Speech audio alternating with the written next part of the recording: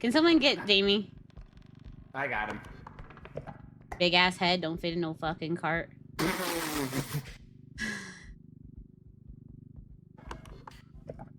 Big ass AI fucking head, big head, stinky.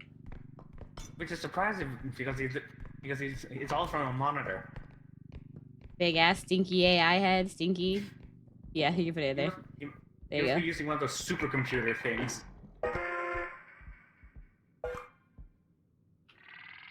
I'm not talking about like the monitors, like one of those old ass supercomputers with the gigantic monitors and oh yeah, like the old ones. Things. Yeah. Big ass head. Big ass head. I can fucking hear you. I'm not stinky.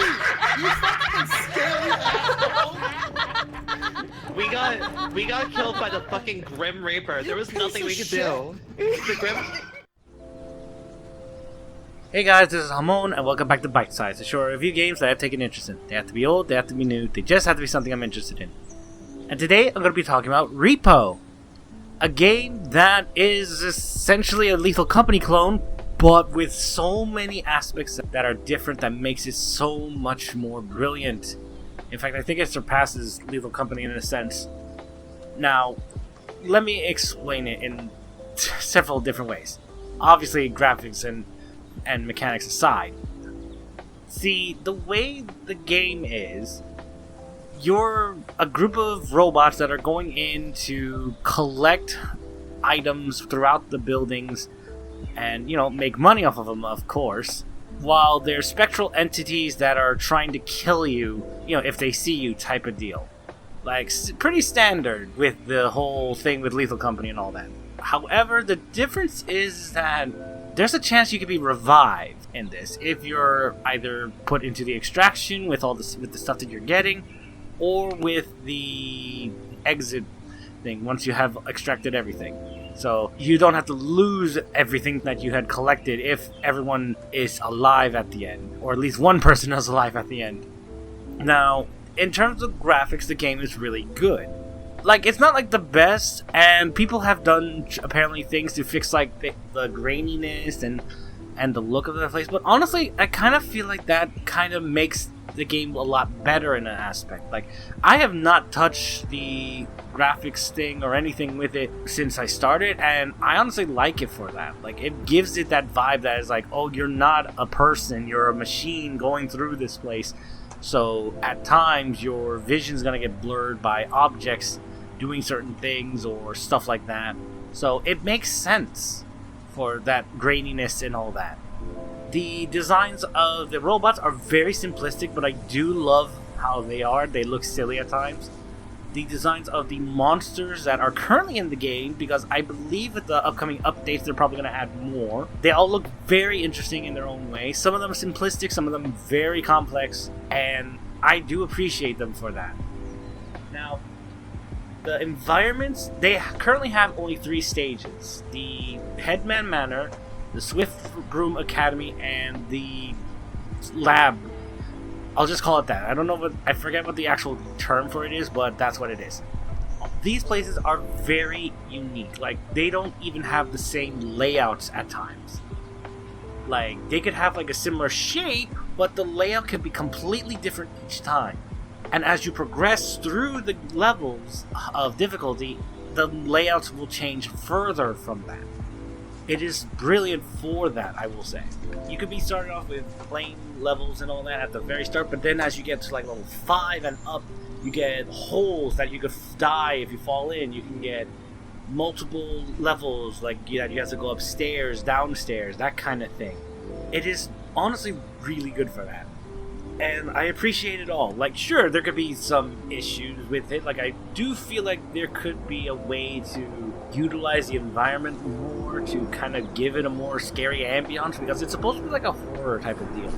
Which at first it works, but at the same time it's like, once you like see even if you like see the enemy in the distance, it's like it doesn't really hit as hard as it should anymore.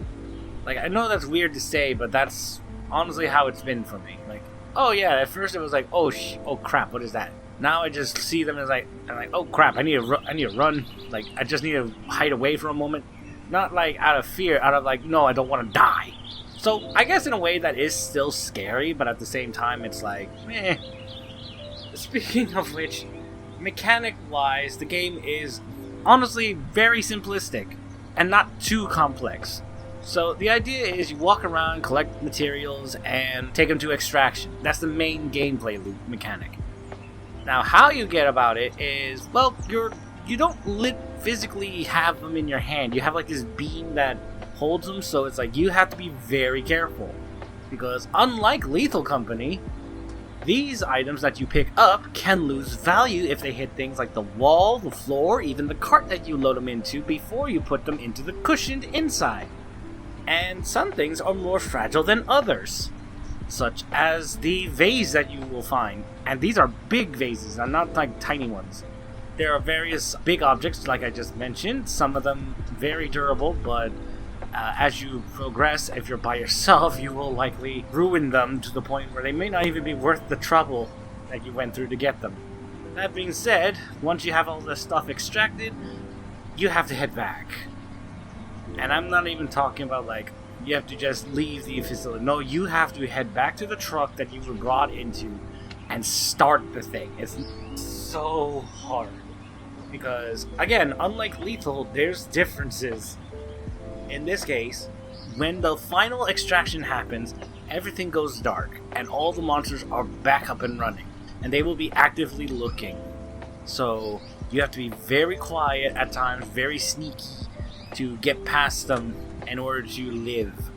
And even if you manage to kill them, whether it's through a grenade or by throwing them down a pit, tricking them down a pit or something, they'll just come back within seconds. And every monster is different as well. Like, there is what is called the Robe, although I just call it the Grim Reaper. Although some people put up comparisons to No Face from Studio Ghibli's Spirited Away, which I do see. Their whole thing is that the moment they see you, they will try to come at you and scream in your face, which will instantly kill you if you have 100 health. Like if you're at the base health, basically. But they also will follow you if you hide under a desk, if they see that you went under a desk, and will deal 50 damage there. So be careful.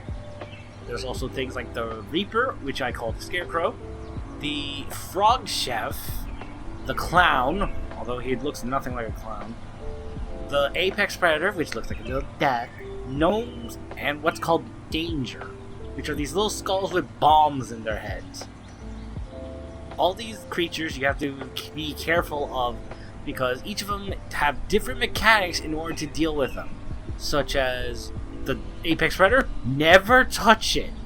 If it sees you, it will actively try to get you to touch it, but do not allow it to do that. Because once you touch it, it will actively try to kill you. So bear that in mind as you interact with it. Now, there are ways to deal with these monsters, but sometimes it's just worth it to just avoid them completely. Such as with the Reaper, the Trudge, the Headman, the Clown. Sometimes it's better to just make sure they don't see you and move on. Other than that, that's it. Like, the only other aspect is that after you've successfully escaped, you'll go to a shop where you can get upgrades to your robot, items that you can use in the map, like the bombs that I mentioned, or stun mines, or stun grenades, or various other things that can help you fight against the monsters. And then there's also health packs, of course, as well as little carts, or regular carts, so that you can get more stuff through with them. One more thing is that there's actually a single player mode. You can just go on your own, try to collect as much as you can, try to get far and all that, and it works out. All in all, this is a really awesome game, and I will honestly say this was one of the best games in 2025 because of the fact that this game honestly gave me a fun friend to play with.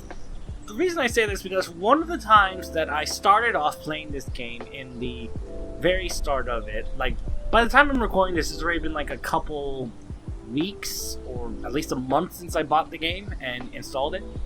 I was invited by a friend named Danny to join in a session with one Bianca, Kaida, VT, and the Dragon Council, I guess, or folks that are in the Dragon Council. At first, it was interesting. Like, we got a little agitated at each other because we broke shit and all that with each other. But then, you know, we just started clicking, and now she's peppercorn and I'm bacon bits.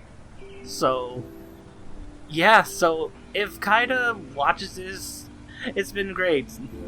All in all, I definitely recommend this game. It's been a blast playing it.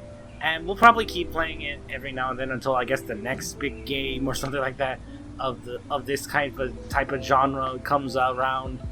And yeah, the game is available on Steam only. This is actually a thing I should probably mention. Apparently, there's been folks, according to the devs of the game, that have been ripping off the assets of this game and all that, and trying to sell it on mobile or other platforms and all that. They made it a point that, as of right now, probably not for a good while, the game is only available on PC. So if you find anything regarding it being available on mobile and all that, report that shit. Maybe even let the devs know and all that at times. But other than that, thank you all so much for watching. I hope you enjoyed this episode of Bytesize. If you did, please leave a like, favorite, and subscribe to the channel for more videos like this. Check out my social media so you know the next time I put up stream, whether I post art, an animatic, or just ramble on Blue Sky. But once more, thank you so much for watching. Hope you enjoyed it, and I'll see you next time. Bye!